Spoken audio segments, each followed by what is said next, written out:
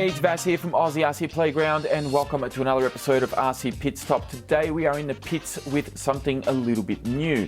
Well, as you can see, it's not entirely new. This has been used and abused a little bit. This is the Nitro ready to run Losi 8T. But this is not my car. This car belongs to a friend of mine by the name of David, who came up with the idea of me showing you what it takes to convert the Losi 8T to electric. Now, the whole story behind this is that, David had this car running for a while. He's had it for a few months, and he kind of got fed up with the whole Nitro thing, and he's seen my car running, and he said, you know what, I'm going to convert mine to electric. I'll get rid of everything, and I'll be done with it, and this thing will run beautifully. However, when he went to do the conversion, he couldn't really find any decent videos online showing people what's involved in converting the Losi 8T to electric. So he came up with the idea of lending me the car, and here we are. I'm about to show you what it takes to convert one of these to electric. Now, of course, he's already taken everything out of the car, which makes my job a little bit easier, and he supplied me with a few bits and pieces that I'm going to need in order to complete the build. But the first thing you're going to need is, of course, the conversion kit itself. So this is the part number for the conversion kit that you're going to need to track down. These things are actually a little bit hard to come by sometimes, so make sure you give yourself a little bit of time in advance in case you can't find one at local hobby shops or online. They sometimes run out of stock of these particular kits, but essentially that's what you're going to need. Now, I'm also going to need my front and rear center drive shafts, which he has supplied, the center diff mount, which is in here with the old center diff, and I'm actually not going to use the center diff that's in there.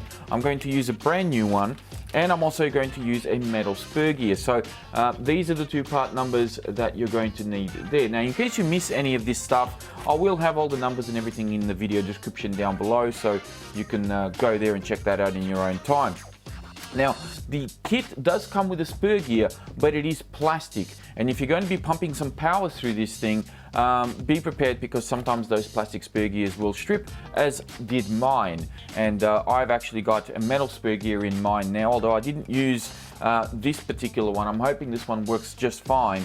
I kind of retrofitted one that I had here at home, and it seems to be working okay. Had I known that these were actually available, I probably would have ordered myself one of these. But in any case, at least here we're going to be doing this all proper without any sort of backyard modifications to get everything to work. Now, for steering, he's opted for this guy, the Savox 7.4 volt. This is an SW1210SG. This should be a servo that should be plenty for this car. Being blue as well, it's also waterproof. This has a torque rating of 23 kilograms or 319.4 ounces per square inch, or whatever that means. I don't do the imperial thing, I do the metric thing, because that's where we're at. Okay. Now, for radio, we're going to be connecting this up to the Futaba 4PLS, and you can see this thing is brand spanking new. So David actually used my 4PLS one time, and he absolutely fell in love with it. He loved the radio, he loved the menus, and how it felt in the hand, and he's gone out and got himself one. This is the receiver that it came with, so we'll be hooking this up to the 4PLS, and of course the all-important power system. Now, you guys know that I'm a big fan of Hobbywing. I've been using their products for a number of years now, and they've never let me down. They've got plenty of power, plenty of punch, and of course, when David saw my truggy running on the Hobbywing Max 8 combo, he of course had to go out and get himself his own. So I've got this upside down. There it is there. So in this nice little box, if I can take this out, we have the 2200 kV 1/8 scale motor, and of course we have the 150 amp ESC, which also comes with a program card to make life a little easy when it comes to programming this entire system. So I'm going to be fitting this up. My truggy uses the exact same system, and we're going to be of course setting this up, making sure that it's all nice and neat and all works nice and proper, and hopefully you guys can follow along, and you'll see exactly what it takes to convert one of these to electric. So let's get started. All right, so normally I'll do a bit of a time lapse and put music over the top and show you, me kind of assembling the car in super fast speed. But because this is a bit more of a follow along instructional video, I figured I would take baby steps and kind of show you what I'm going to be doing. And hopefully those of you out there who are doing your own conversion, you can follow along. So I've opened up the conversion kit. I've kind of separated all my pieces here on the bench. We got our spur and pinions over here, receiver box. We have this little funny plastic piece, and I'll show you where that goes later on. We've got these funny looking little binocular looking things. If my camera would focus, that would be phenomenal. There we go. So I'll show you where these go a little bit later on. This goes over the center diff, battery tray, and a bunch of hardware and screws over here in the corner. And of course, the battery straps, we'll worry about them a bit later on. Now, the first thing we're actually going to be doing is installing the servo, because on the receiver box, you can see here, once we take the cover off, they actually give you a cool little badge as well to put on the receiver box. So we'll do that at a later stage. That'll be the last thing we do actually. So I might put that badge over to the side. The receiver box, as you can see, has your provision here for your servo. And this guy mounts, if I can get the car kind of set up here, you can see that there's two holes right here. So there's one there next to the center chassis brace and one towards the front.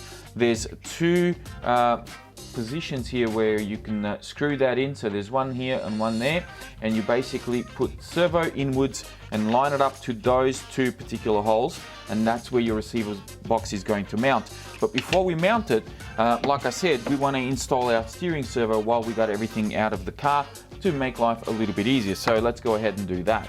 Okay, so I came across my very first problem, and that was just trying to install the servo into this receiver box. As you can see, the cable comes out midway up the servo. Normally these cables come out right at the bottom, and installing the servos are not too much of a hassle. However, in this instance, I couldn't get the servo to fit through. Now, the way that the servo fits, as you can see, this is the outside of the car, that's the inside. This is the front of the car, that's the rear. And the horn needs to be facing towards the back. So when you install it, it goes in like that. Because the cable kind of comes up halfway through the servo, I couldn't angle it into position and be able to fit it in here. So what I had to do is carve out just a little bit of plastic. You can see there, I just used a knife, but you can use a Dremel or anything that you find useful there, just to cut that little bit out if you have a servo like this, and that allows you to kind of pop it straight in without weakening anything there. It's just a tiny little bit of plastic that needs to come out. Now I can actually screw the servo onto this, and we're going to do that. On this side, you can see that there's quite a bit of plastic there to screw onto. If the camera would focus, that would be great. So on this side it's fine, but on this side there's really nothing there for it to grab, for the screws to grab onto. And that's where these little binocular looking things actually come into play. So they actually slide with the little tabs facing towards the servo. They go in there like so, and now you can actually put your screws in and it will hold in place. So they give you two. I suppose they give you a spare, because on this side you don't really need them. But essentially that's what that's for. And now I can use my screws to secure this in place, and then we'll mount it to the actual car. Okay, so we've come up with problem number two. Essentially this servo is actually too tall. So if I mount the servo directly onto this plastic piece, it's going to stick out past these posts here. These posts just aren't long enough. Now there's a couple of ways to overcome this. You can raise the entire battery tray up by putting washers underneath here. I suppose you could do that. But I've opted to actually raise the servo up, so lift it off the chassis. Now I did the same thing on my Losi 8T, but on my Losi, my servo was not as tall, so I only used one washer, and you can see that these washers are actually quite thick. These are 2mm washers, and I'm using two of them to kind of raise the entire servo up about 4mm. So this is just so that it clears it here for about a mil or so underneath. Now, originally the screws I was going to use were going to be these ones here, which are probably about 12mm, something like that. So I'm now using something that's a little bit longer, probably about, if the camera would focus, please. I'm using these, which are probably about 14, maybe 15mm long. somewhere around there. So that's the difference there. Hopefully you guys can see that. So that's the ones I'm going to use. So essentially you put one of the washers that are supplied in the packet, you put that through just there. So this actually comes, this washer comes in the kit, and then I'm going to feed my screw through here and then position those two other washers on there and then screw this guy in, and we will be ready to mount this to the actual car. Okay, so to mount the receiver box to the car, you're going to need these screws. Again, these will be supplied in the kit, and these measure in at about 12 millimeters, and these are the M4 size. So that's the ones that you're going to use to mount the receiver box to the car. There are two of them supplied, so pretty straightforward. They use a 2.5 millimeter hex. Thankfully, Losi are not using Imperial screws with this kit, at least not that I can tell so far. And yeah, we should be able to bolt this on without any issues at all. Alright, so stage one is done. Receiver box in place, servo mounted, and cable goes through a little side hole that's there, waiting for the receiver to get mounted up. Now the next stage here is going to be this little funny looking piece. This essentially goes in here and blocks out these two holes. So that's essentially where that goes. Now underneath we have some mounting holes, and we're only going to be doing two for the time being because now we need to move on to our diff. So there's two positions here for you to mount your screws. Screws you're going to be using are going to be these guys right here. They're about 12 millimeters in length, and you are also, if I can perhaps just leave that there, you're also going to need this kind of little washer that looks like that. I think they gave me like 4 or 5 of them in the packet, and then your screw kind of goes through that, and then it mounts up in there. Essentially that's how that works.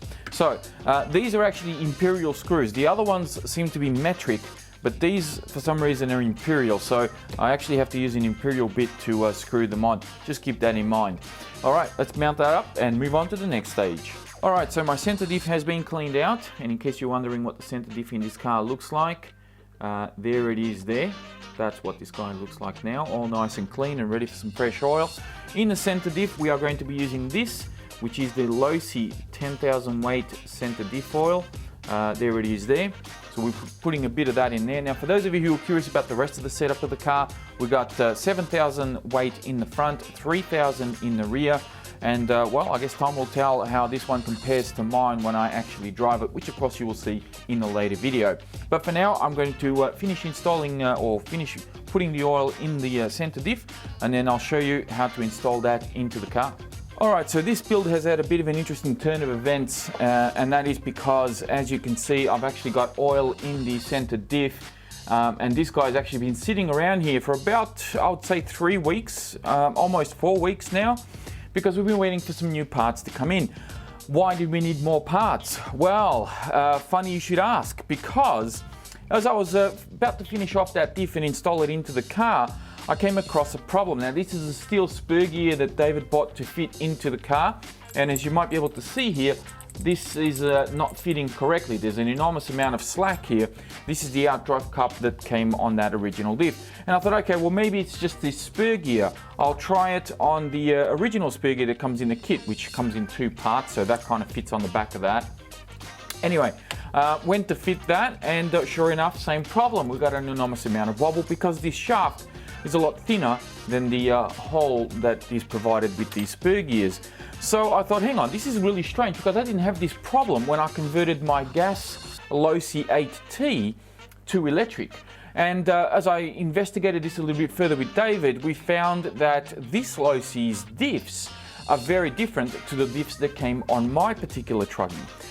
So these diffs only have 2 spider gears that you'll see here in the diff, so you've only got 2 of those little gears there, while mine have actually got 4, so they've got those cross shafts in there, and you've got more gears, making them a lot stronger. The Outdrive cups are also different, and if you have a look at the manuals, the part numbers for all these are also very different. So there's quite a significant difference between one truggy and the other when it comes to the drivetrain. And this is something that I didn't know, David didn't know, and nobody really ever told us and I've never really heard of this before. So it's kind of strange that Losi would go through the trouble of making two completely different platforms, or two different drivetrains, I should say, for the same platform.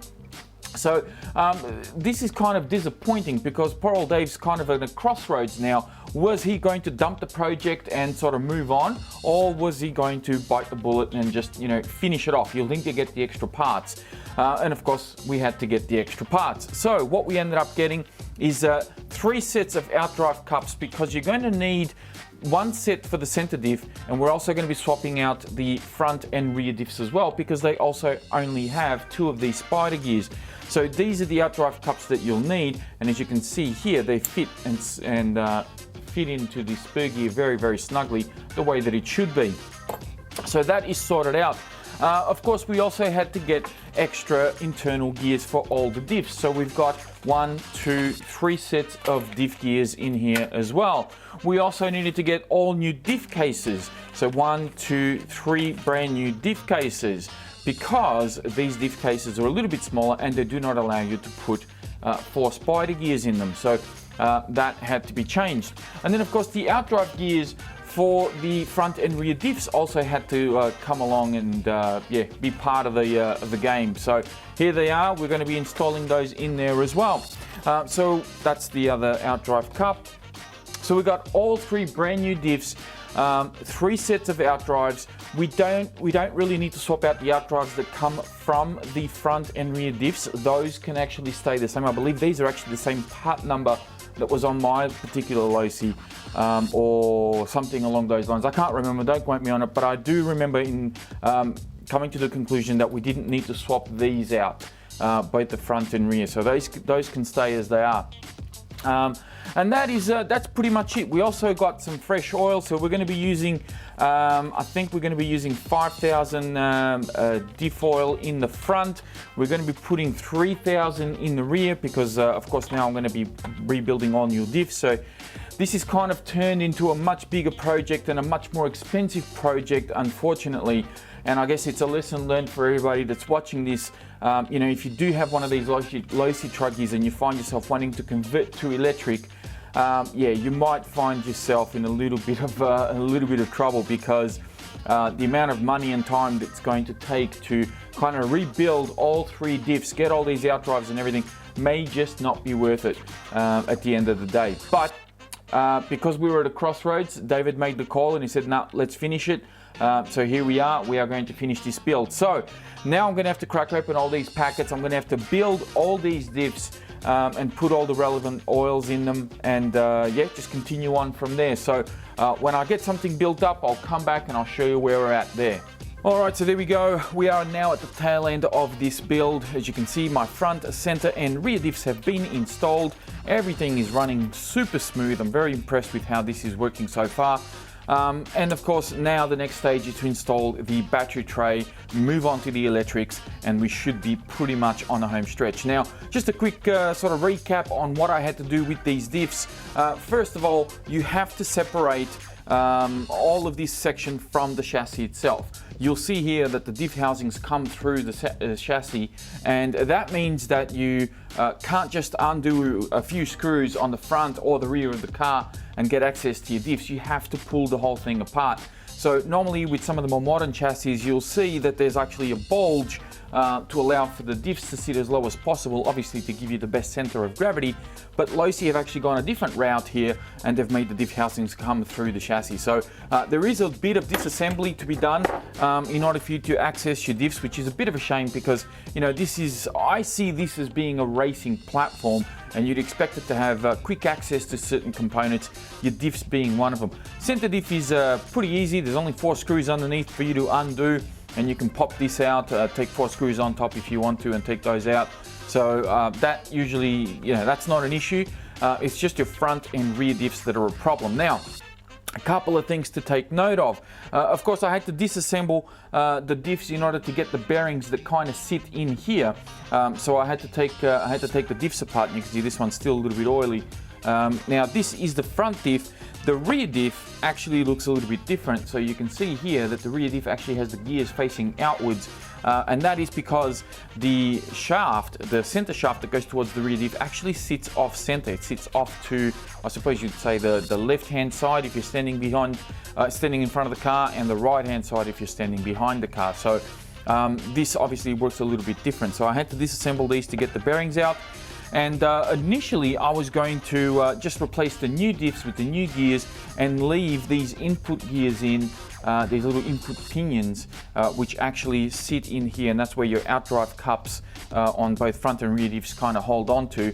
And it didn't actually work all that well. I didn't like the way that it was meshing. It felt really rough. So when you do replace your diffs, make sure you replace your input gears as well. These were a little bit tricky to get out. I had to hit them with the heat gun to sort of dissolve some of the red Loctite that was on there. I don't know if David did that Loctite, or if that came from factory, but that was just a little minor thing that I had to do. Not really a big deal. So as you can see, everything is looking pretty snaz. I'm pretty happy with the way that this is turning out so far.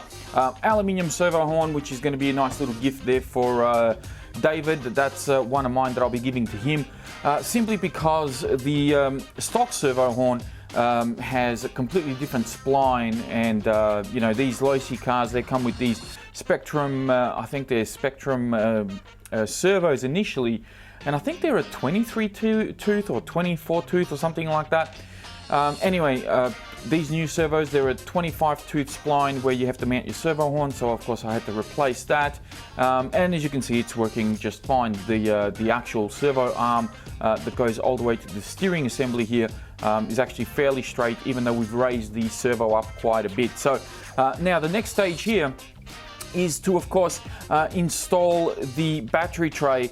Now with the battery tray, I have to route the wires for my ESC, which is going to sit over on this side. I'm going to be routing the wires underneath the battery tray, so I kind of have to mount the ESC first, and then route my wires, and then of course mount the battery tray in there like so. Once that's done, I can then install my receiver, and then of course we'll mount up the motor, and that's pretty much it. We're almost there, almost there. So let's move on to the next stage. I'll show you how this looks like with the ESC mounted up and with the wires routed and everything, and we'll come back and I'll show you the next stage. Okay, so there we go. We're almost all done. I'm going to be running you through the steps that I've taken to get to this stage very quickly.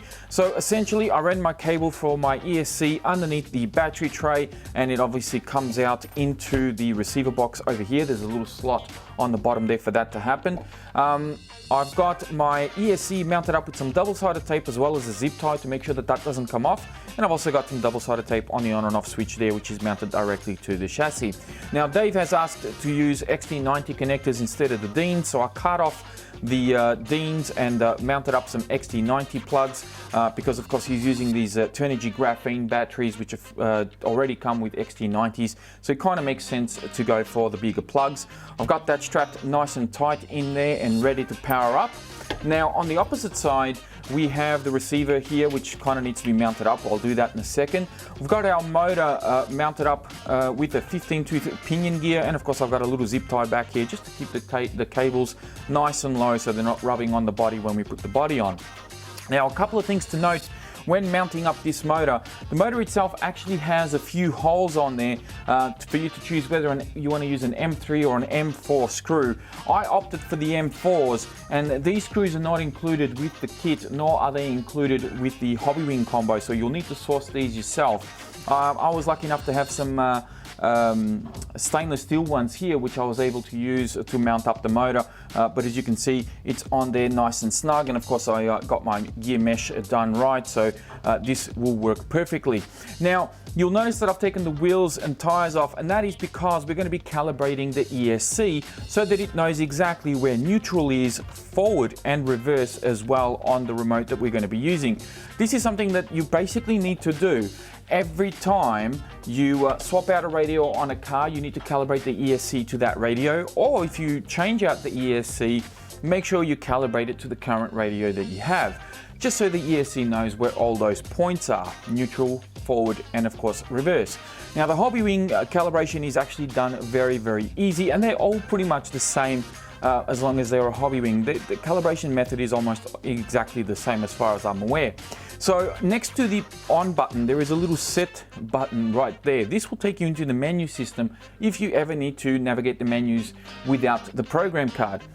Now the program card is included to make life a little bit easier for us, so generally you don't need to sort of follow a number of beeps and blinking lights to go navigating the menu, so that should be a lot easier. But in this case here, we're just going to be calibrating and it's going to be really easy. All you need to do is power on the car whilst holding down the set button and release the set button within 3 seconds, and then of course you can start calibrating. So what we're going to do here very quickly is I'm going to be turning on the radio, and make sure that all your trims and everything is set to 0 on your throttle. Steering not so important, but throttle definitely make sure it's all at neutral, so that yeah, you've got full trim ability afterwards when you've calibrated your ESC. So let's turn this on. I'm going to hold down the set button. I'm going to turn the ESC on, and you'll see that it starts to beep like that. Now we're going to set neutral first, so I'm not going to touch the throttle. We're going to press the set button. That sets up neutral. I'm going to pull forward all the way, and I'm going to, whilst holding forward, I'm going to push the set button again. You're going to get 2 beeps. Now I'm going to go full reverse like so, push the set button and release. And that is pretty much it. We've now calibrated our ESC and everything is working perfectly, and that is the way that you should be doing it. So that's why I take the wheels and tires off, just in case you get that auto mixed up and all of a sudden the thing just takes off on you. And believe me, I've seen it happen before. It hasn't happened to me yet, but I've seen other people get into trouble by doing that. All right, so now I'm going to finish this off. I'm going to quickly stick my receiver on there and put the cover on, put the wheels and tires back on, and we'll close off this video. Okay, so there we go, all done. Finally, David's car is ready to go out and have a bit of a run. So please be sure to stay tuned, because I will be taking this out for a bash and showing you all how it runs. And I'm assuming it wouldn't be too dissimilar from mine. Now, I'm going to quickly take the cover off here and just give you a final glance at the finished product. There it is there. That's what the electric conversion all looks like, fully completed now. So very happy with how it's all turned out. The cable management and everything looks so nice and neat. One thing to always keep in mind with this particular conversion, and I don't know why Losi do this, but just over here where the receiver box is, you'll notice that I've got a bit of foam in this compartment here. This is where I suppose traditionally your on and off switch would have been. Of course, there's no on and off switch to go there. It's all back here. And this really should be a blank cover, Losi. Please make these blank, because there's no point in having this here. I don't know too many people that would route an on and off switch all the way to the front on this side. Kind of, I think this is a carryover from a nitro setup or something like that. So I jammed a couple of bits of foam in here just to block out the hole where your cables go into and just stop dirt and debris from getting in there. So that's probably the only sort of modification that I did to this, aside from the spaces for the servo, which is not really Losi's fault, although it would be nice to have a slightly taller servo mount for me to mount my servo. Other than that, this thing is ready to rock and roll, and I'm pumped to take it out and of course show you all how it's going to go. David of course has been very kind to let me go out and give it a hiding, just so that he knows how it runs, you guys know how it runs, and you've seen the entire conversion from start to finish, with the exception of course of David taking out the nitro engine and all the stuff that comes with it. So that is pretty much it for this RC pit stop video. I know it's probably a little bit longer than normal, but there was a lot going on with this conversion. I wasn't expecting this to go for so long and take so long in real time as well. I think by the time I'm finished doing this, it's been probably 2 months or more since I actually started this conversion. So, and there's been many nights of recording and filming to get to this point, but finally we are here and this thing is ready to rock and roll. If you found this video useful, if you've got one of these cars and you're thinking about converting it, if you found this useful, hey, you know, be sure to give this video a like. If you know somebody that's thinking about converting their Nitro Losi 8T to electric, show them this video, let them know what's involved and what they need to do in order to get to this stage, because it's not just a straight you know, swap over with nitro and electric. There is a few things that you need to take into account, namely the diffs, and you really need to weigh up your options as to whether or not it's actually going to be worth it for you to do this conversion. And I guess that's the best that we can take away from this, is whether or not this is actually ideal for most people to convert their nitro to electric. As I said, that is pretty much it for this video. Thank you all very much for watching. Don't forget to check out the video description for more information on the car, as well as links to future videos that I might put in there, and of course links to my social media pages. I thank you all very much for watching, and as always, I'll be speaking to you all next time.